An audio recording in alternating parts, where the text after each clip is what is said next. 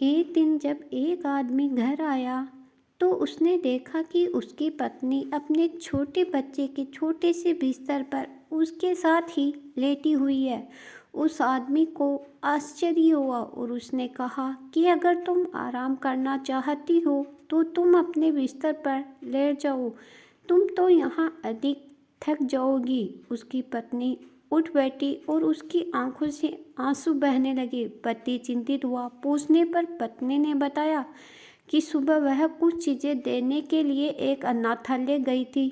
वहाँ उसने छोटे बच्चों को देखा जो केवल कुछ महीने के थे और चुपचाप अपनी खाटों में लेटे हुए थे। वह बहुत खुश हुई तो उसने महिला पर्यवेक्षक से पूछा, आपने इन छोटे बच्चों को इतनी अच्छी तरीके से कैसे प्रशिक्षित किया है? कृपया मुझे भी सलाह दे, मेरा भी एक छोटा बच्चा है। पर्यवेक्षक महिला ने उत्तर दिया कि हम प्रार्थना करेंगे कि आपका बच्चा कभी ऐसे आज्ञाकारी न हो और मालिक आपको उसके लिए जीवित रखे।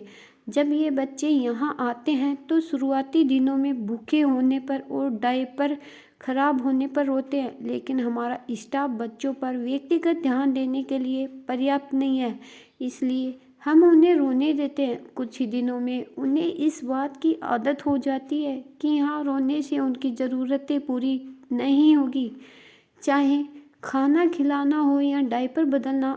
आपात स्थिति को छोड़कर सब कुछ समय पर किया जाता है। जब वे इसे समझते हैं तो उनका रोना कम हो जाता है और धीरे धीरे पूरी तरीके से बंद हो जाते हैं।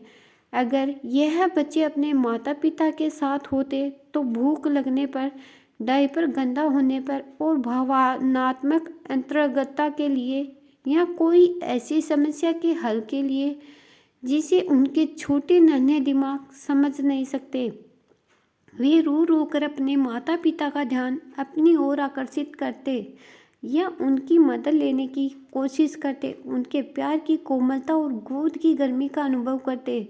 लेकिन क्योंकि ऐसा नहीं है और हम खुद, तो हम इन्हें रोने देते हैं। कुछ दिन बाद वे अपने आप थक कर खामोश हो जाते। इसलिए वह स्त्री जब से अनाथालय आई थी अपने बच्चे से चिपकी बैठे हैं। मालिक हर बच्चे पर उसके माता पिता की छाया सुरक्षित रखे। अगर दोस्तों मेरी कहानी पसंद आए